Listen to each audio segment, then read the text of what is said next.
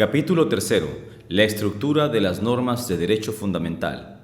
Primero, reglas y principios. Hasta ahora, lo que interesaba era el concepto de la norma de derecho fundamental o ius fundamental. Ahora hay que considerar su estructura. A tal fin, pueden llevarse a cabo numerosas distinciones teórico-estructurales. Para la teoría de los derechos fundamentales, la más importante es la distinción entre reglas y principios. Ella constituye la base de la fundamentación ius fundamental y es una clave para la solución de problemas centrales de la dogmática de los derechos fundamentales.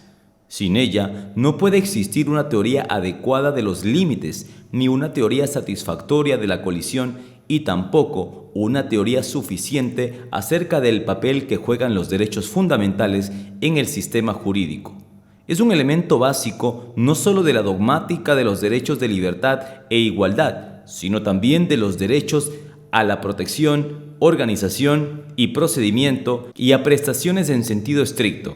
Con su ayuda, es posible hacer más transparentes problemas tales como el efecto en terceros y la división de competencia entre el Tribunal Constitucional y el Parlamento. La distinción entre reglas y principios constituye además el marco de una teoría normativo-material de los derechos fundamentales, y con ello un punto de partida para responder a la pregunta acerca de la posibilidad y los límites de la racionalidad en el ámbito de los derechos fundamentales. Por todo esto, la distinción entre las reglas y los principios es uno de los pilares fundamentales del edificio de la teoría de los derechos fundamentales. No faltan referencias al papel que en los contextos de derechos fundamentales juega la distinción entre reglas y principios. No pocas veces las normas ius fundamentales son llamadas principios. Desde luego, con mayor frecuencia se subraya el carácter de principios de las normas de derechos fundamentales de una manera no tan directa. Como habrá de mostrarse, esto se realiza cuando, por ejemplo, se habla de valores, de objetivos, de fórmulas abreviadas o de reglas de la carga de la prueba. En cambio, se hace referencia al carácter de reglas de las normas de derechos fundamentales cuando se dice que la Constitución debe ser tomada en serio como ley o cuando se señala la posibilidad de una fundamentación deductiva, también en el ámbito de los derechos fundamentales. Sin embargo, este tipo de caracterizaciones se mantienen por lo general a nivel de insinuaciones. Lo que falta es una distinción precisa entre reglas y principios y su utilización sistemática. De esto es de lo que se tratará en lo que sigue. Primero, criterios tradicionales para la distinción entre reglas y principios. La distinción entre reglas y principios no es nueva. A pesar de su antigüedad y de su frecuente utilización, impera al respecto confusión y polémica. Existe una desconcertante variedad de criterios de distinción. La delimitación con respecto a otras cosas tales como los valores es oscura, la terminología vacilante. A menudo no se contraponen regla y principio, sino norma y principio o norma y máxima. Aquí las reglas y los principios serán resumidos bajo el concepto de norma. Tanto las reglas como los principios son normas que ambos dicen lo que debe ser. Ambos pueden ser formulados con la ayuda de las expresiones deónticas básicas del mandato, la permisión y la prohibición. Los principios, al igual que las reglas, son razones para juicios concretos de deber ser. Aun cuando sean razones de un tipo muy diferente, la distinción entre reglas y principios es pues una distinción entre dos tipos de normas. Numerosos son los criterios propuestos para la distinción entre reglas y principios. El de la generalidad es el más frecuentemente utilizado. Según él, los principios son normas de un grado de generalidad relativamente alto y las reglas, normas con un nivel relativamente bajo de generalidad. Un ejemplo de una norma con un nivel relativamente alto de generalidad es la norma que dice que cada cual goza de libertad religiosa. En cambio, una norma según la cual todo preso tiene el derecho a convertir a otros presos tiene el grado de relativamente bajo de generalidad. Según el criterio de generalidad, se podría pensar que la primera norma podría ser clasificada como principio y la segunda como regla. Como otros criterios de distinción, se discuten la determinabilidad de los casos de aplicación, la forma de su génesis, por ejemplo, la distinción entre normas creadas y desarrolladas, el carácter explícito del contenido valorativo, la referencia a la idea del derecho o a una ley jurídica suprema y la importancia para el ordenamiento jurídico. Además, las reglas y los principios son diferenciados según que sean fundamentos de reglas o reglas ellos mismos, o según trate de normas de argumentación o de comportamiento. Sobre la base de este tipo de criterios, son posibles tres tesis totalmente diferentes sobre la distinción entre reglas y principios. La primera reza, 2 puntos. Todo intento de dividir las normas en dos clases, las reglas y la de los principios, es vano, debido a la pluralidad realmente existente. Esto se demostraría, por ejemplo, en el hecho de que los criterios propuestos, de los cuales algunos solo permiten distinciones de grado, son combinables entre sí de la manera que se desee. Así no habría ninguna dificultad en imaginar una norma que tuviera un alto grado de generalidad, pero no fuera aplicable sin más, que no hubiera sido establecida expresamente, que lleve en la frente su contenido valorativo, presente una estrecha relación con la idea del derecho, tenga gran importancia para el ordenamiento jurídico y encuentre la aplicación como fundamento de reglas y como criterio para la evaluación de argumentos jurídicos. A ello se agregaría el hecho de que aquello que estos criterios tomados en sí mismos separan es a su vez de un tipo muy heterogéneo. Por ello, habría que dirigir la atención a las numerosas similitudes y diferencias, analogías y desemejanzas que se encuentran dentro de la clase de las normas, algo que podría ser captado mejor con el concepto wittgensteiniano, de parecido de familia, que con la división en dos clases. La segunda tesis es sostenida por quien considera que las normas pueden dividirse de una manera relevante en la clase de las reglas y la de los principios, pero señala que esa distinción es solo de grado. Partidario de esa tesis son sobre todo los numerosos autores que piensan que el grado de generalidad es el criterio decisivo. La tercera tesis dice que las normas pueden dividirse en reglas y principios y que entre reglas y principios existe no solo una diferencia gradual, sino cualitativa. Esta tesis es correcta. Existe un criterio que permite distinguir con toda precisión entre reglas y principios. Este criterio no se encuentra en la lista presentada, pero explica la mayoría de los criterios en ella contenidos como típicos de los principios, aun cuando no sean decisivos. Cabe presentarlo ahora. 2.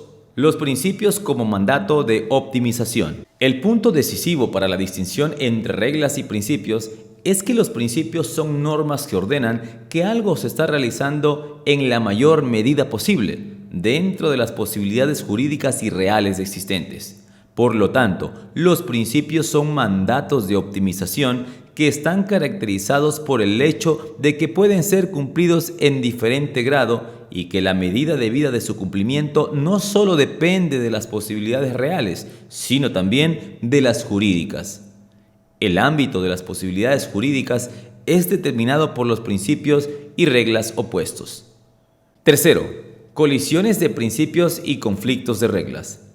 La distinción entre reglas y principios se muestra clarísimamente en las colisiones de principios y en los conflictos de reglas.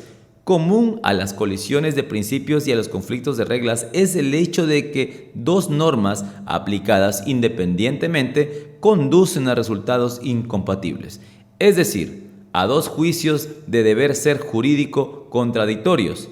Se diferencia en la forma como se soluciona el conflicto. 3.1. El conflicto de reglas. Un conflicto entre reglas solo puede ser solucionado o bien introduciendo en una de las reglas una cláusula de excepción que elimina el conflicto o declarando inválida por lo menos una de las reglas. Un ejemplo de un conflicto de reglas que puede ser eliminando a través de la introducción de una cláusula de excepción es el que se da en la prohibición de abandonar la sala antes de que suene el timbre de la salida y la orden de abandonarla en caso de alarma de incendio. Si todavía no ha sonado el timbre de salida y se da la alarma de incendio, esas reglas conducen a juicios concretos de deber ser contradictorios entre sí. Este conflicto se soluciona introduciendo en la primera regla una cláusula de excepción para el caso de alarma de incendio. Si una solución de este tipo no es posible, por lo menos una de las reglas tiene que ser inválida y con ello eliminada del ordenamiento jurídico. A diferencia de lo que sucede con el concepto de validez social o de la importancia de una norma, el concepto de validez jurídica no es graduable. Una norma vale o no vale jurídicamente. Que una regla vale y es aplicable a un caso significa que vale también su consecuencia jurídica. Cualquiera que sea la forma como se los fundamente, no puede ser el caso que valgan dos juicios concretos de deber ser recíprocamente contradictorios. Si se constata la aplicabilidad de dos reglas recíprocamente contradictorias en el caso concreto y esa contradicción no puede ser eliminada mediante la introducción de una cláusula de excepción, hay entonces que declarar inválida por lo menos una de las reglas. Con la constatación de que en caso de un conflicto de reglas, cuando no es posible la inclusión de una cláusula de excepción, por lo menos una de las reglas existentes tiene que ser declarada inválida. No se dice todavía nada acerca de cuál de ellas debe ser tratada así.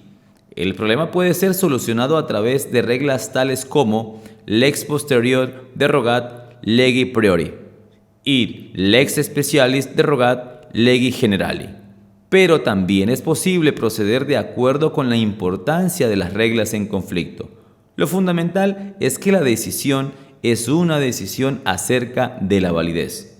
Un ejemplo de un conflicto de reglas que el Tribunal Constitucional Federal resolvió de acuerdo con la norma de conflictos del artículo 31 de la Ley Federal. El derecho federal tiene prioridad sobre el derecho de los estados federados. Justamente en este sentido, es el derecho federal entonces todavía válido del 22 párrafo 1 de la Ordenanza de Horas Laborables de los años 1934 y 1938, que según la interpretación del tribunal permitía que los comercios permanecieran abiertos durante los días de semana entre las 7 y las 19 horas, y el 2 de la Ley Biden sobre cierre de los negocios del año 1951, que prohibía que los miércoles los negocios permanecieran abiertos después de las 13 horas. Ambas reglas no podían valer simultáneamente, pues entonces la apertura de los negocios los miércoles a la tarde estaría permitida y prohibida a la vez. La introducción de la regulación del Estado federado Biden como excepción al derecho federal estaba excluida en virtud del artículo 31 de la Ley Federal. Por lo tanto, quedaba tan solo la alternativa de la invalidez de la norma del Estado federado. 3.2. La colisión de principios. Las colisiones de principios deben ser solucionadas de manera totalmente distinta cuando dos principios entran en colisión, tal como es el caso cuando según un principio algo está prohibido y según otro principio está permitido. Uno de los dos principios tiene que ceder ante el otro, pero esto no significa declarar inválido al principio desplazado, ni que en el principio desplazado haya que introducir una cláusula de excepción. Más bien lo que sucede es que bajo ciertas circunstancias uno de los principios precede al otro. Bajo otras circunstancias, la cuestión de la precedencia puede ser solucionada de manera inversa. Esto es lo que se quiere decir cuando se afirma que en los casos concretos los principios tienen diferente peso y prima el principio con mayor peso. Los conflictos de reglas se llevan a cabo en la dimensión de la validez. La colisión de los principios, como solo puede entrar en colisión principios válidos, tiene lugar más allá de la dimensión de la validez, en la dimensión del peso. Ejemplos de la solución de colisiones de principios los ofrecen las numerosas ponderaciones de bienes realizadas por el Tribunal Constitucional Federal. Aquí, a guisa de ejemplo, puede recurrirse a dos decisiones, a la del fallo sobre incapacidad procesal y la del fallo de Levach. El análisis de la primera decisión conduce a intelecciones acerca de la estructura de las soluciones de colisiones que pueden ser resumidas en una ley de colisión. La segunda profundiza estas intelecciones y conduce a la concepción del resultado de la ponderación como norma de derecho fundamental adscrita. 3.2.1. La ley de colisión. En el fallo sobre la incapacidad procesal, se trata de la admisibilidad de la realización de una audiencia oral en contra de un acusado que, debido a la tensión que tales actos traen consigo, corre el peligro de sufrir un infarto. El tribunal constata que en tales casos existe una relación de tensión entre el deber del Estado de garantizar una aplicación adecuada del derecho penal y el interés del acusado en salvaguardia de los derechos constitucionales garantizados a cuya protección el Estado está igualmente obligado por la ley fundamental. Esa relación de tensión no podía ser solucionada en sentido de una prioridad absoluta de uno de esos deberes del Estado. Ninguno de ellos poseería prioridad sin más. Más bien, el conflicto debería ser solucionado a través de una ponderación de los intereses opuestos. En esta ponderación, de lo que se trata es de la ponderación de cuál de los intereses, abstractamente del mismo rango, posee mayor peso en el caso concreto. Si esta ponderación da como resultado que los intereses del acusado que se oponen a la intervención tiene en el caso concreto un peso manifiestamente mayor que el de aquel interés cuya preservación está dirigida la medida estatal. Entonces, la intervención viola el principio de proporcionalidad y con ello el derecho fundamental del acusado que deriva del artículo 2, párrafo 2, frase 1 de la Ley Federal. Esta situación de decisión responde exactamente a la colisión de principios. Las diferencias son solo de tipo terminológico. No se habla de una colisión, sino de un campo de tensión y de un conflicto. Y aquello que entra en colisión y entre lo que hay que ponderar no es designado como principio, sino como deber, derecho fundamental, pretensión e interés. Es perfectamente posible presentar la situación de decisión como una colisión de principios. Ella se da cuando se habla, por una parte, de la obligación de mantener el mayor grado posible de aplicación del derecho penal, y por otra, de la obligación de afectar lo menos posible la vida y la integridad física del acusado. Esos mandatos valen relativamente con respecto a las posibilidades fácticas y jurídicas de su cumplimiento. Si tan solo existiera el principio de la aplicación efectiva del derecho penal, la audiencia oral estaría ordenada, o al menos permitida. Si existiera tan solo el principio de la protección de la vida y de la integridad física, estaría prohibida la realización de la audiencia oral. Tomados en sí mismos, los dos principios conducen a una contradicción, pero esto significa que cada uno de ellos limita la posibilidad jurídica de cumplimiento del otro. Esta situación no es solucionada declarando que uno de ambos principios no es válido y eliminándolo del sistema jurídico. Tampoco se soluciona introduciendo una excepción en uno de los principios de forma tal que en todos los casos futuros en este principio tengan que ser considerados como una regla satisfecha o no. La solución de colisión consiste más bien en que, teniendo en cuenta las circunstancias del caso, se establece entre los principios una relación de precedencia condicionada. La determinación de la relación de precedencia condicionada consiste en que, tomando en cuenta el caso, se indica las condiciones bajo cuales un principio precede al otro. Bajo otras condiciones, la cuestión de la precedencia puede ser solucionada inversamente.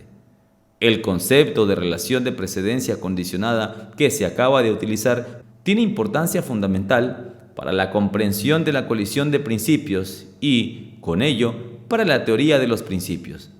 Para poder explicarlo con mayor detalle, serán designados los dos principios opuestos de la resolución de la incapacidad procesal como P, derecho a la vida y a la integridad física, y P2, aplicación del derecho penal. Tomados en sí mismo, P1 y P2 conducen a juicios concretos de deber ser jurídico recíprocamente contradictorios. P1A está prohibido realizar la audiencia oral y P2A está ordenando realizar la audiencia oral. Esta colisión puede ser solucionada mediante el establecimiento de una relación de precedencia incondicionada o condicionada. Como símbolo de la relación de precedencia se utilizará el signo P. Para las condiciones bajo las cuales un principio precede al otro, se utilizará C. Hay 4 posibilidades de decidir el caso y mediante una solución de una colisión de principios. 1 y 2 son relaciones de precedencia incondicionadas. Se puede hablar también de relaciones abstractas o absolutas de precedencia. El tribunal excluye la aceptación de una tal relación de precedencia incondicionada con la frase: ninguno de estos intereses merece sin más la precedencia frente al otro. Esta frase vale en general para las colisiones de principios del derecho constitucional. Solo a primera vista, el principio de la dignidad humana, sobre el que se volverá más adelante, constituye una excepción. Por lo tanto, quedan solo las posibilidades designadas con 3 y 4 de una relación de precedencia condicionada o, como podría también decirse, concreta o relativa. La cuestión decisiva reza, pues, bajo cuáles condiciones de principio tiene precedencia y cuál debe ceder. En este contexto, el tribunal se sirve de la muy difundida metáfora del peso. Según sus palabras, lo que importa es si los intereses del acusado en el caso concreto tienen manifiestamente un peso esencial mayor que aquellos intereses a cuya preservación debe servir la medida estatal. Este tipo de intereses no puede tener peso en sentido cuantificable. Por ello, cabe preguntar qué se quiere decir con el discurso de los pesos.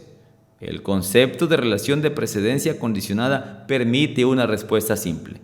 El principio P1 tiene en un caso concreto un peso mayor que el principio opuesto, P2, cuando existen razones suficientes para que P1 preceda a P2 bajo las condiciones dadas en el caso concreto. Más abajo se llevará a cabo una precisión al respecto. La ponderación del tribunal consiste totalmente en el sentido de lo aquí presentado, en la mención de las condiciones de precedencia y la fundamentación de la tesis que bajo esas condiciones precede a P2. La condición de precedencia de P1, es decir, el principio de establecimiento en el artículo 2, párrafo 2, frase 1 de la Ley Federal, obtiene su formulación más general en la frase: si existe el peligro concreto manifiesto que el acusado, en caso de llevarse a cabo la audiencia oral, pierda su vida o experimente graves daños en su salud, entonces la continuación del proceso lo lesiona en su derecho fundamental del artículo 2, párrafo 2, frase 1 de la Ley Federal. Este enunciado conduce a un punto importante para la teoría de las relaciones de precedencia condicionadas. Llama la atención que en ella no se hable de la precedencia de un principio, interés, pretensión, derecho o de algún objeto similar. Más bien se mencionan condiciones bajo las cuales se produce una lesión de un derecho fundamental. Pero que una acción lesiona un derecho fundamental significa que está prohibida desde el punto de vista ius fundamental. El citado enunciado puede por lo tanto ser entendido como la formulación de una regla de la forma: si una acción satisface las condiciones C, entonces pesa sobre ella una prohibición ius fundamental. Lo que aquí fuera caracterizado como condición de precedencia y designado por la letra C, juega pues un papel doble en el enunciado de preferencia. C es la condición de una relación de precedencia en la formulación de la regla. 5. Si la acción A cumple C, entonces pesa sobre A una prohibición ius fundamental. C es un presupuesto de un supuesto hecho de una norma, en la que el que C tenga ese carácter doble resulta necesariamente de la estructura del enunciado de preferencia, pues el que P, es decir, el principio establecido en el artículo 2, párrafo 2, frase 1 de la Ley Federal, tenga preferencia bajo las circunstancias, significa que la consecuencia jurídica que resulta de P1 vale cuando se dan las circunstancias C. Así pues, de un enunciado de preferencia sobre una relación de precedencia condicionada, se sigue una regla que prescribe la consecuencia jurídica del principio que tiene preferencia cuando se dan las condiciones de preferencia. Por lo tanto, puede formularse la siguiente ley sobre la conexión de relaciones de precedencia condicionadas y reglas. Esta ley, que será llamada ley de colisión, es uno de los fundamentos de la teoría de los principios de aquí sostenidos. Refleja el carácter de los principios como mandatos de optimización, entre los cuales, primero, no existen relaciones absolutas de precedencia y que, segundo, se refieren a acciones y situaciones que no son cuantificables.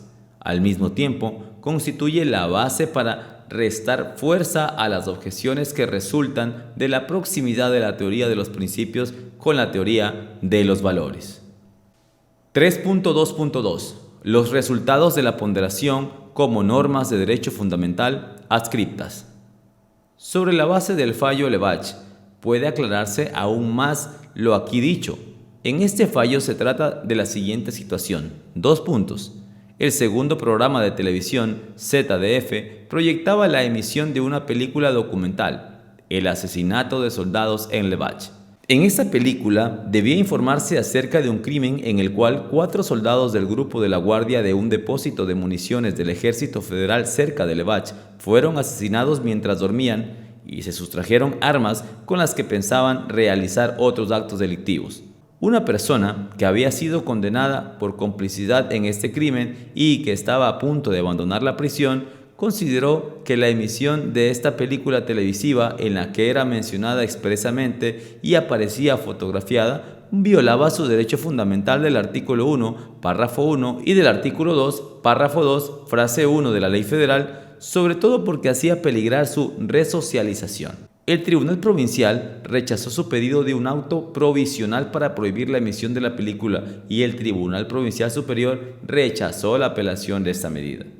En contra de esa decisión presentó un recurso de inconstitucionalidad. Aquí habrá de interesar sobre la parte de la decisión que se refiere a la solución de una colisión de principios. Otros problemas, tales como el efecto en terceros, no serán tratados. La argumentación del tribunal se lleva a cabo de 3 gradas, algo que tiene especial interés para la teoría de las condiciones de preferencia.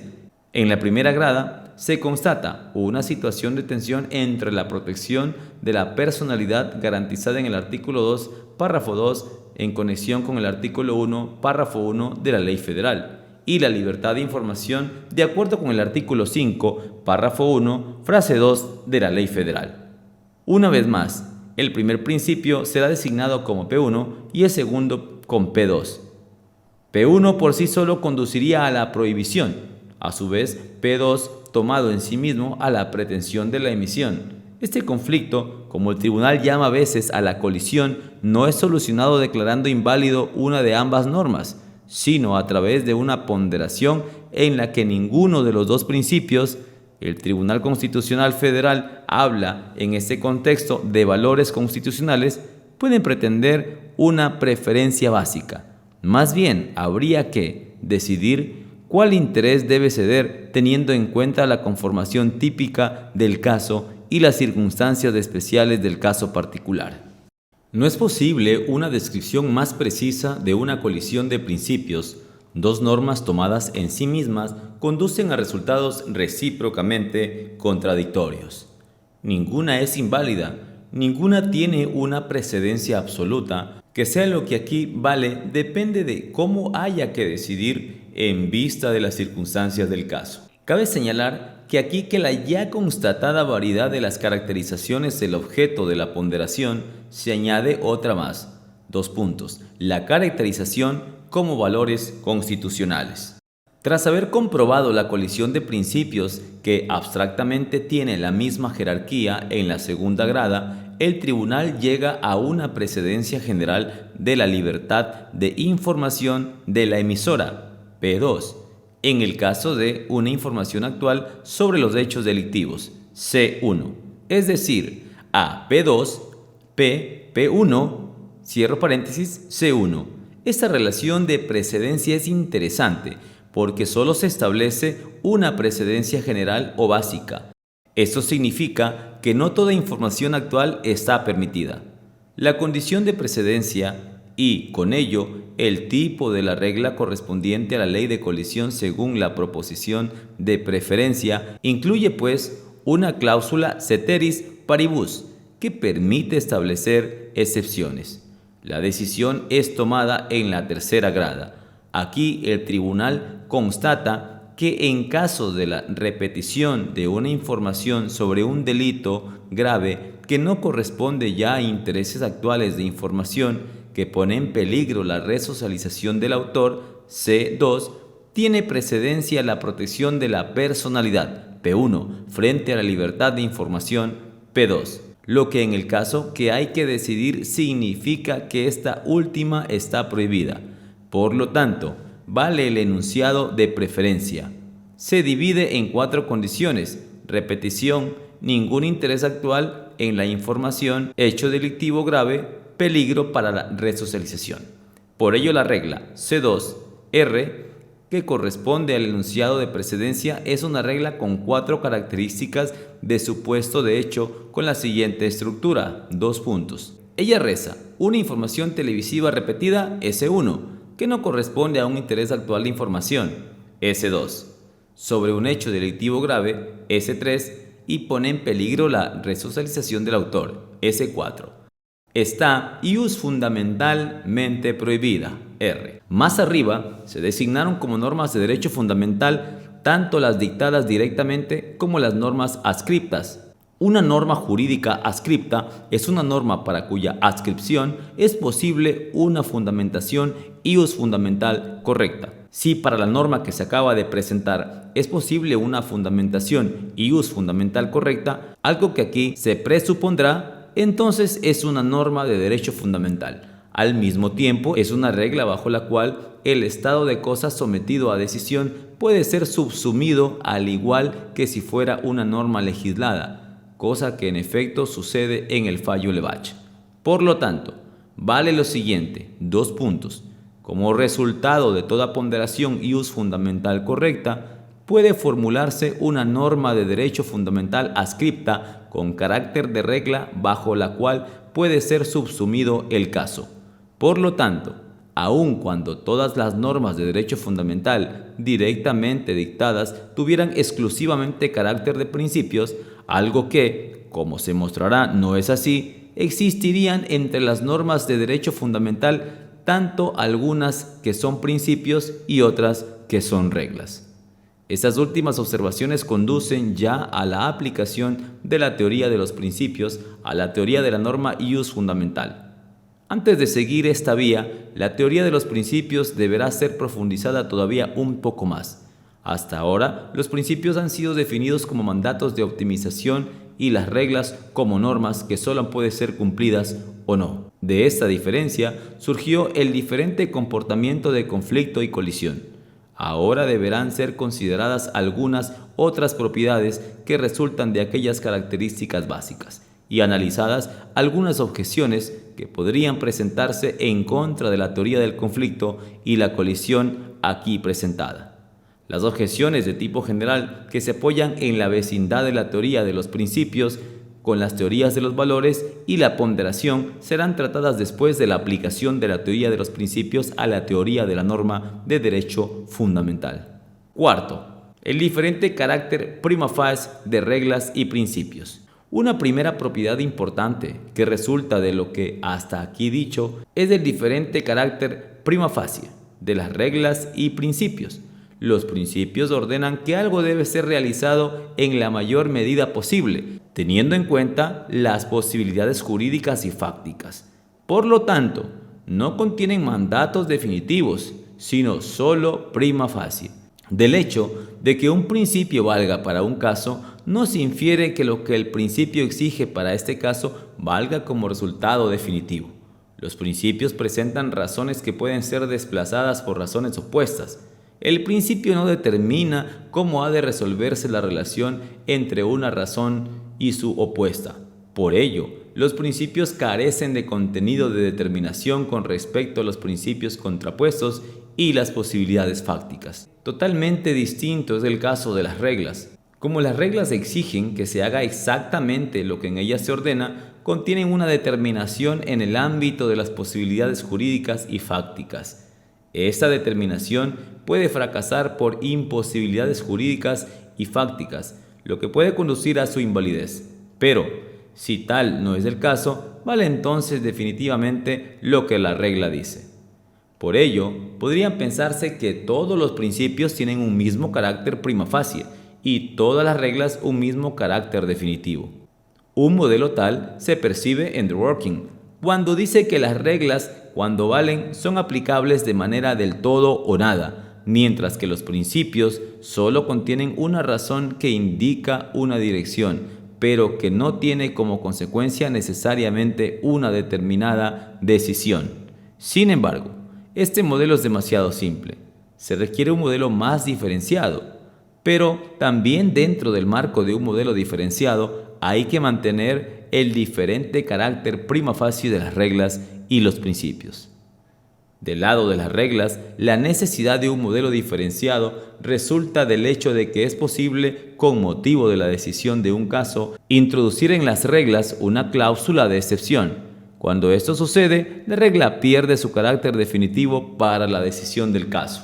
La introducción de una cláusula de excepción puede llevarse a cabo sobre la base de un principio, en contra de lo que piensa Dworkin. Las cláusulas de excepción introducibles en las reglas sobre la base de los principios ni siquiera son teóricamente enumerables.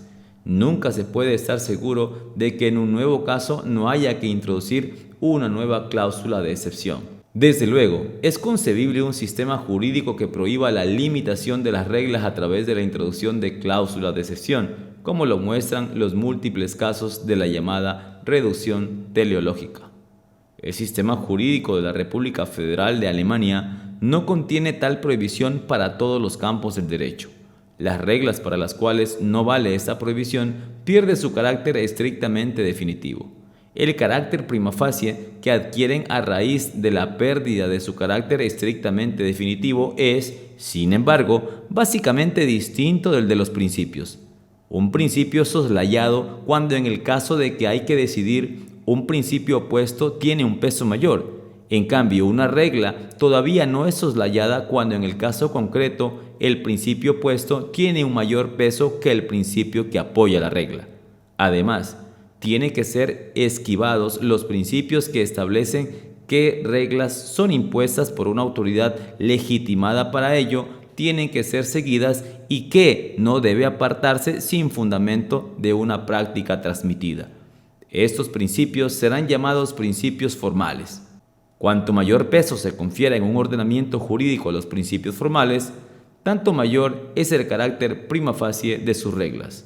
Solo si a tales principios no se les diera ya ningún peso, lo que tendría como consecuencia el fin de la validez de las reglas, en tanto tales, las reglas y los principios tendrían el mismo carácter prima facie. El que las reglas a través del debilitamiento de su carácter definitivo no obtengan el mismo carácter prima facie que los principios es solo una cara de la medalla. La otra es que tampoco los principios a través del reforzamiento de su carácter prima facie obtienen el mismo carácter prima facie que las reglas. El carácter prima facie de los principios puede reforzarse introduciendo una carga de argumentación en favor de determinados principios o determinados tipos de principios. La decisión de incapacidad procesal ha mostrado que tanto las normas que conceden derechos fundamentales al individuo como las que ordenan la persecución e intereses de la comunidad pueden ser concebidas como principios.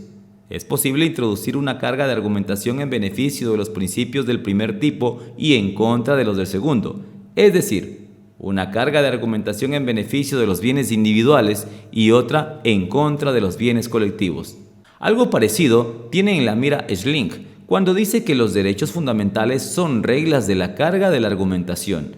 Aquí no se tratará ahora la cuestión de si la suposición de tales reglas de carga de la argumentación está justificada o no. Lo que aquí interesa es tan solo que tampoco con la suposición de una carga de argumentación en beneficio de determinados principios se equipara su carácter prima facie con la de las reglas.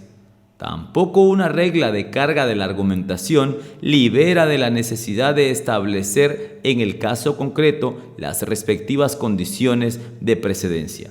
Tiene solo como consecuencia que cuando se dan razones igualmente buenas o en el caso de duda, debe darse de preferencia a un principio sobre el otro. Esto refuerza, por cierto, el carácter prima facie del principio afirmado por una regla de carga de la argumentación. Pero el carácter prima facie de las reglas que se apoya en el hecho de una disposición ya tomada autoritativamente o transmitida es algo básicamente diferente y esencialmente más fuerte. Con esto, cabe constatar que, por lo que respecta a su carácter prima facie, reglas y principios son claramente distintos también a la luz de las diferencias necesarias. Quinto, reglas y principios como razones. Las reflexiones hasta aquí presentadas muestran que las reglas y los principios son razones de tipo diferente. Los principios son siempre razones prima facie. Las reglas, a menos que se haya establecido una excepción, razones definitivas. Con la caracterización como razones prima facie y definitivas, todavía no se ha dicho nada acerca de para qué son razones las reglas y los principios. Pueden ser considerados como razones para acciones o razones para normas, y en tanto razones para normas como razones para normas universales, abstractos generales y o normas individuales, juicios de deber ser jurídico concretos. Raz ha sostenido la opinión según la cual las normas serían razones para acciones. En cambio aquí, las reglas y los principios serán considerados como razones para normas. Sin embargo, el abismo entre ambas concepciones es menos profundo que los que se puede parecer, ya que si las reglas y los principios son razones para normas, también son mediatamente razones para acciones. La opción aquí sostenida responde a la concepción de la jurisprudencia. En la ciencia del derecho se formulan aseveraciones acerca de lo que está ordenado, prohibido y permitido, y el juez decide justamente sobre esto. El concepto semántico de norma corresponde a ello. Al ser vistas las reglas y los principios como razones para normas, la relación de fundamentación queda limitada a cosas de una sola categoría, lo que facilita su manejo, sobre todo su análisis lógico. Uno de los criterios presentados para la distinción entre reglas y principios cualifica a los principios de razones para reglas y solo para ellas. Si este criterio fuera correcto, los principios no podrían ser razones inmediatas para juicios concretos de deber ser. A primera vista parece algo plausible la concepción según la cual los principios son razones para las reglas y las reglas razones para juicios concretos de deber ser, normas individuales. Sin embargo, si se observa las cosas más de cerca, resulta ser incorrecta. También las reglas pueden ser razones para reglas y los principios pueden ser razones para juicios concretos de deber ser. Quien acepta como inconmovible la norma según la cual no se puede lesionar la autoestima de cada cual, ha aceptado una regla. Esta regla puede ser la razón para otra regla según la cual a nadie debe hablársele de sus fracasos. Por otra parte, los principios pueden ser razones para decisiones, es decir, para juicios concretos de deber ser. Así, en la decisión sobre la incapacidad procesal, el principio de la protección de la vida fue una razón para la no admisibilidad de la realización de la audiencia oral. Sin embargo, la caracterización de los principios como razones para reglas indica un punto correcto. Refleja el carácter diferente de reglas y principios como razones para juicios concretos de deber ser. Cuando una regla es una razón para un juicio concreto de deber ser que hay que pronunciar, como es el caso cuando es aplicable y no se permite ninguna excepción, entonces es una razón definitiva. Si este juicio concreto de deber ser tiene como contenido el que a alguien le corresponde un derecho, entonces este derecho es un derecho definitivo. Por el contrario, los principios son siempre solo razones prima facie, tomados en sí mismo establecen solo derechos prima facie. Así, en el caso Levach, la ZDF tenía solo un derecho prima facie, la emisión al programa. Las decisiones sobre los derechos presuponen la determinación de los derechos definitivos. La vía desde el principio, es decir, del derecho prima facie al derecho definitivo, transcurre pues a través de la determinación de una relación de preferencia. Pero la determinación de una relación de preferencia es de acuerdo con la ley de colisión del establecimiento de una regla. Por ello, puede decirse que siempre que un principio es, en última instancia, una razón básica para un juicio concreto de deber ser, este principio es una razón para una regla que representa una razón definitiva para este juicio concreto de deber ser.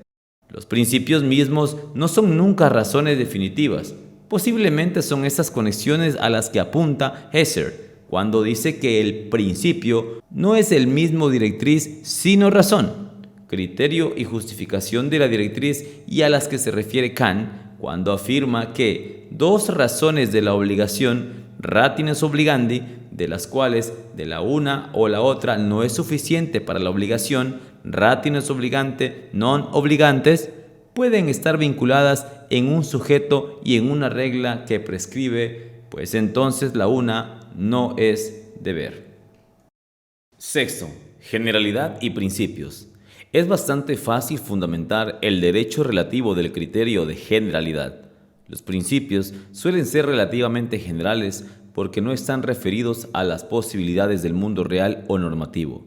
Cuando son referidas a los límites del mundo real y normativo, se llega a un sistema de reglas diferenciado.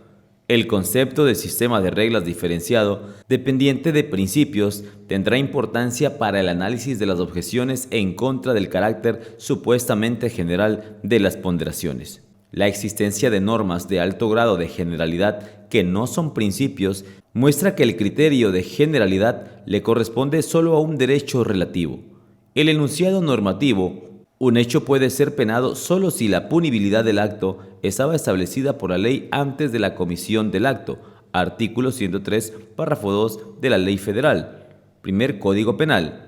Puede presentar una serie de problemas de interpretación y detrás de él se encuentra un principio al que puede recurrirse para su interpretación. Pero formula una regla, pues lo que exige es algo que siempre puede ser o no ser cumplido.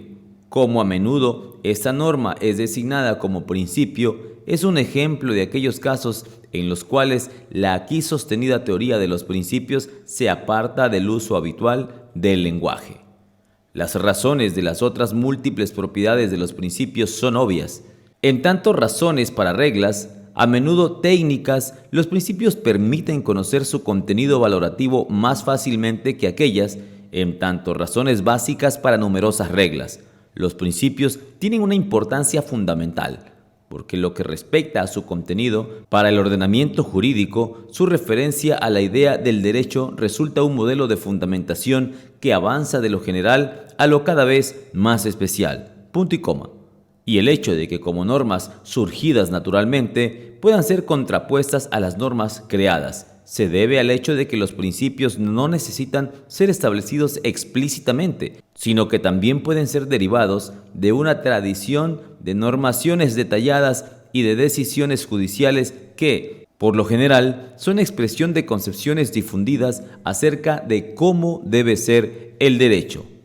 Séptimo, 3 objeciones en contra del concepto de principio. Independientemente de la cuestión de si su utilización es recomendable justamente en el marco de una teoría del derecho fundamental, puede aducirse 3 objeciones en contra del concepto del principio aquí presentado. La primera dice que habría colisiones de principios solucionables mediante la declaración de invalidez de uno de los principios. La segunda, que existirían principios absolutos que no pueden nunca ser colocados en una relación de preferencia con otros principios. Y la tercera, que el concepto de principio es demasiado amplio y por lo tanto inútil porque abarcaría todos los intereses que pueden ser tomados en cuenta en las ponderaciones. 7.1. La invalidez de los principios. Es indudable que existen principios que, si aparecieran en determinado ordenamiento jurídico, tendrían que ser declarados inválidos desde su primer choque con otros principios. Un ejemplo es el principio de discriminación racial. El derecho constitucional de la República Federal de Alemania excluye este principio. No es el caso que hay algunos casos en los cuales tenga preferencia y otros en los que pase a segundo plano. Mientras valgan los principios del actual derecho constitucional, ellos desplazan siempre a este principio. Ello significa que no tiene validez. Si se produjese un choque, ese tendría que ser solucionado como un conflicto de reglas. Por ello, podría pensarse que no vale la teoría de la colisión presentada más arriba. Pero esto no tendría en cuenta el punto decisivo. Para decir por qué tal es el caso, los conceptos de conflicto de reglas y de colisión de principios serán resumidos bajo el concepto de contradicción de normas en el sentido más amplio de la palabra. El punto decisivo es que existen 2 tipos categóricamente diferentes de contradicciones de normas en sentido amplio. En uno de ellos, de lo que se trata es de la pertinencia al ordenamiento jurídico, es decir, de la validez. El conflicto de reglas es el ejemplo principal al respecto. El principio de la discriminación racial muestra que también en el caso de los principios puede presentarse la cuestión de la validez, aun cuando este problema surja raras veces. En el marco de la cuestión de la validez, se trata siempre de saber qué debe ser colocado dentro o fuera del ordenamiento jurídico. El otro tipo de contradicción de normas en sentido amplio se da dentro del ordenamiento jurídico. Las contradicciones de normas en sentido amplio que tienen lugar dentro del ordenamiento jurídico son siempre colisiones de principios, y las colisiones de principios se dan siempre dentro del ordenamiento jurídico. Esto pone claramente de manifiesto que el concepto de colisión de principios presupone la validez de los principios que entran en colisión. Por ello, la referencia a la posibilidad de catalogar a los principios como inválidos no afecta el teorema de la colisión, sino que simplemente revela uno de sus presupuestos. 7.2. Principios absolutos. En el problema de la invalidez de principios, se trataba de principios sumamente débiles, es decir, de principios que en ningún caso preceden a otros. En el caso de los principios absolutos, se trata de principios sumamente fuertes, es decir, de principios que en ningún caso pueden ser desplazados por otros. Si existen principios absolutos, hay que modificar la definición del concepto de principio, pues el hecho de que exista un principio que, en caso de colisión, tiene que preceder a todos los otros principios, es decir, también aquel que dice que las reglas estatuidas tienen que ser obedecidas, significa que su realización no conoce límites jurídicos, solo sigue existiendo límites fácticos. El teorema de la colisión no es aplicable. Es fácil argumentar en contra de la validez de principios absolutos en un teorema jurídico que reconoce derechos fundamentales. Los principios pueden referirse a bienes colectivos o a derechos individuales. Cuando un principio se refiere a bienes colectivos y es absoluto, las normas de derecho fundamental no pueden fijarle ningún límite jurídico. Por lo tanto, hasta donde llegue el principio absoluto, no pueden haber derechos fundamentales. Cuando el principio absoluto se refiere a derechos individuales, su falta de limitación jurídica conduce a la conclusión de que, en caso de colisión, los derechos de todos los individuos fundamentados por el principio tienen que ceder frente al derecho de cada individuo fundamentado por el principio, lo que es contradictorio. Por lo tanto, vale el enunciado según el cual los principios absolutos o bien no son conciliables con los derechos individuales o bien solo lo son cuando los derechos individuales fundamentados por ellos no corresponden a más de un solo sujeto jurídico. Sin embargo, podría pensarse que la ley fundamental establece por lo menos un principio absoluto y referirse como fundamentación del artículo 1, párrafo 1, frase 1 de la ley federal, la dignidad de la persona es intangible. Efectivamente, el artículo 1, párrafo 1, frase 1 de la ley federal provoca la impresión de absolutidad, pero la razón de esta impresión no reside en que a través de esta disposición de derecho fundamental se establezca un principio absoluto, sino que la norma de la dignidad de la persona es tratada en parte como regla y en parte como principio, y también en el hecho de que para el principio de la dignidad de la persona existe un amplio grupo de condiciones de precedencia en las cuales existe un alto grado de seguridad acerca de que bajo ellas es el principio de la dignidad de la persona precede a los principios opuestos. Un ámbito definido por tales condiciones, es decir, protegido por las reglas que corresponden a esas condiciones, es lo que el Tribunal Constitucional Federal designa como el ámbito esencial absolutamente protegido de la configuración de la vida privada. El carácter de regla de la norma de la dignidad de la persona se muestra en el hecho de que en los casos en los que esta norma es relevante, no se pregunta si precede o no a normas, sino tan solo si es violada o no. Sin embargo, en vista de la vaguedad de las normas de la dignidad de la persona, existe un amplio espectro de respuestas posibles a esta pregunta. Al respecto, son instructivas las consideraciones del Tribunal Constitucional Federal en el fallo sobre escuchas. 2 puntos. Por lo que respecta al principio de la inviolabilidad de la dignidad de la persona mencionado en el artículo 1 de la Ley Federal, todo depende de la constatación de bajo cuáles circunstancias puede ser violada la dignidad humana. Manifiestamente, no puede darse una respuesta general, sino que siempre hay que tener en cuenta el caso concreto. Con la fórmula utilizada en este fallo de tratamiento despectivo, el tribunal se abre un amplio campo para una tal constatación en los casos concretos. En ella existe la posibilidad de ponderación. Que el tribunal hace uso de esta posibilidad lo muestran manifestaciones tales como las que afirman que la dignidad de la persona no es lesionada cuando la exclusión de la protección judicial no es motivada por una consideración o subestimación de la persona humana, sino por la necesidad de mantener en secreto medidas para la protección del orden democrático y la existencia del Estado. Esto puede ser entendido en el sentido de que, cuando el mantenimiento en secreto es necesario y se cumplen las otras condiciones, tales como la del control jurídico a través de los órganos y los órganos auxiliares designados por los representantes del pueblo, tiene precedencia el principio de protección del Estado frente al de la dignidad de la persona, por lo que respecta a la exclusión de la vía judicial en medidas de escuchas. En el que los argumentos y contraargumentos son así relacionados, puede reconocerse en el hecho de que en caso de que desaparezcan las mencionadas condiciones, la medida sobre lo que hay que juzgar seguiría siendo la misma, pero no estaría permitida. El principio de la dignidad de la persona tendría entonces precedencia frente al principio de la protección del Estado. Esto puede ser generalizado. 2 puntos. Si a nivel de los principios precede la dignidad de la persona, entonces a nivel de las reglas la dignidad de la persona es lesionada. Que el principio de la dignidad de la persona, a los fines de la constatación del contenido de la regla de la dignidad de la persona, es ponderado frente a otros principios, se muestra de manera especialmente clara en el fallo sobre la prisión perpetua, en donde se dice que la dignidad de la persona tampoco es lesionada cuando la ejecución de la pena es necesaria debido a la permanente peligrosidad del detenido, y por esta razón no está permitido el indulto. Con esta formulación se constata que la protección de la comunidad estatal bajo las condiciones indicadas precede al principio de la dignidad de la persona. Si se dan otras condiciones, la preferencia puede ser fijada de otra manera.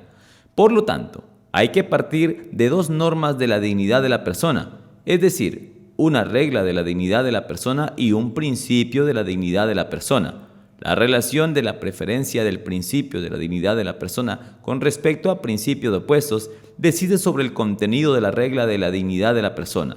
Absoluto no es el principio, sino la regla que, debido a su apertura semántica, no necesita una limitación con respecto a ninguna relación de preferencia relevante.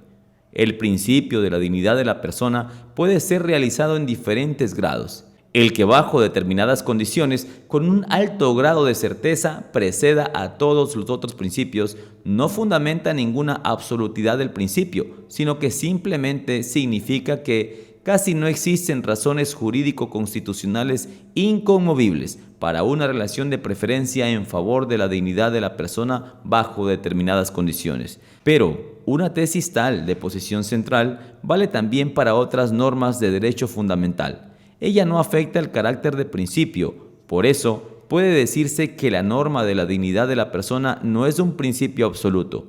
La impresión de absolutidad resulta del hecho de que existen 2 normas de dignidad de la persona, es decir, una regla de la dignidad de la persona y un principio de la dignidad de la persona, como así también del hecho de que existe una serie de condiciones bajo las cuales el principio de la dignidad de la persona, con un alto grado de certeza, precede a todos los demás principios.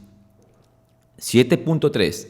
La amplitud del concepto del principio.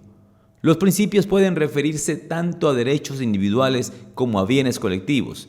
Así, en el fallo Levach se enfrentan 2 principios de los cuales el uno garantiza un derecho prima facie a la protección de la personalidad y el otro un derecho prima facie a la libertad de información. En cambio, en la resolución sobre la incapacidad procesal entran en colisión el derecho a la vida y a la integridad física con el principio de la garantía de una aplicación funcional del derecho penal. Es decir, con un principio se refiere a un bien jurídico. La jurisprudencia del Tribunal Constitucional Federal ofrece una cantidad de ejemplos de bienes colectivos como objetos de principios. La escala se extiende desde la salud pública, el abastecimiento energético y el aseguramiento alimenticio, pasando por la lucha contra la desocupación hasta el afianzamiento de la estructura interna de las Fuerzas Armadas, la seguridad de la República Federal de Alemania y la protección del orden democrático en libertad. El hecho de que un principio se refiera a este tipo de bienes colectivos significa que ordena la creación o mantenimiento de situaciones que satisfacen en una medida lo más alta posible, de acuerdo con las posibilidades jurídicas y fácticas, criterios que van más allá de la validez o satisfacción de derechos individuales. Dworkin concibe el concepto de principio de una manera más estrecha. Según él, principios son solo aquellas normas que pueden ser presentadas como razones para derechos individuales. Las normas se refieren a derechos individuales, las llama policies. Sin duda, la referencia entre derechos individuales y bienes colectivos es importante, pero no es ni necesario ni funcional ligar el concepto de principio al concepto de derecho individual. Las propiedades lógicas comunes de ambos tipos de principios a las que alude Dworkin son su concepto de principle in the generic sense y que aparecen claramente en las colisiones de principios. Sugieren la conveniencia de un concepto amplio de principio. La diferencia, subrayada por Dworkin, puede ser tomada en cuenta en el marco de un tal concepto amplio. Lo mismo vale para otras diferencias posibles. Octavo, la teoría de los principios y la máxima de proporcionalidad. Ya se ha insinuado que entre la teoría de los principios y la máxima de la proporcionalidad existe una conexión. Esta conexión no puede ser más estrecha. El carácter de principio implica la máxima de la proporcionalidad y esta implica aquella. Que el carácter del principio implica la máxima de la proporcionalidad significa que la máxima de la proporcionalidad con sus tres máximas parciales de la adecuación, necesidad, postulado del medio más benigno y de la proporcionalidad en sentido estricto, el postulado de ponderación propiamente dicho, se infiere lógicamente del carácter del principio, es decir, es deducible de él. El Tribunal Constitucional Federal ha dicho en una formulación algo oscura que la máxima de proporcionalidad resulta en el fondo ya de la propia esencia de los derechos fundamentales. En lo que sigue, habrá de mostrarse que esto vale en un sentido estricto cuando las normas ius fundamentales tienen carácter de principio. Los principios son mandatos de optimización con respecto a las posibilidades jurídicas y fácticas. La máxima de la proporcionalidad en sentido estricto, es decir, el mandato de ponderación, se sigue de la relativización con respecto a las posibilidades jurídicas. Si una norma de derecho fundamental con carácter de principio entra en colisión con un principio opuesto, entonces la posibilidad jurídica de la realización de la norma de derecho fundamental depende del principio opuesto. Para llegar a una decisión es necesaria una ponderación en el sentido de la ley de colisión. Como la aplicación de los principios válidos cuando son aplicables está ordenada y como para la aplicación en el caso de colisión se requiere una ponderación. El carácter de principio de las normas ius fundamentales implica que, cuando entran en colisión con principios opuestos, está ordenada una ponderación. Pero esto significa que la máxima de la proporcionalidad en sentido estricto es deducible del carácter de principio de las normas de derecho fundamental. De la máxima de proporcionalidad en sentido estricto se sigue que los principios son mandatos de optimización con relación a las posibilidades jurídicas.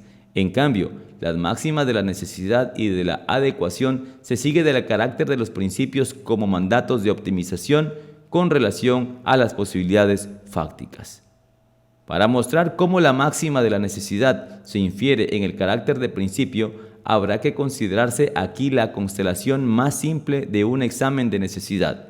El hecho de que la máxima de la necesidad presente dificultades en constelaciones más complejas no dice nada acerca de su deducibilidad del carácter de principio, tan solo pone de manifiesto sus límites. La constelación más simple está caracterizada porque en ella están en juego solo dos principios y dos sujetos jurídicos. Estado ciudadano. Su caracterización es la siguiente, : el Estado fundamenta la prosecución del fin, F, con el principio P1, o F es idéntico a P1. Existen por lo menos dos medios, M1 y M2, que son igualmente adecuados para lograr o promover F. M2 afecta menos intensamente que M o no afecta en absoluto. La realización de aquello exige una norma ius fundamental con carácter de principio. P2, bajo esos presupuestos, para P1 es igual que se elija M1 o M2. P1 no exige que se elija M en lugar de M2 o M2 en lugar de M1. Para P2 no es igual el que se elija M1 o M2, en tanto el principio P2 impone una optimización tanto por lo que respecta a las posibilidades fácticas como jurídicas. Con respecto a las posibilidades fácticas, P2 puede ser realizado en una medida mayor si se elige M2 y no M. Desde el punto de vista de la optimización con respecto a las posibilidades fácticas, bajo el presupuesto de la validez tanto de P1 como de P2, solo M2 estará permitido y M1 está prohibido.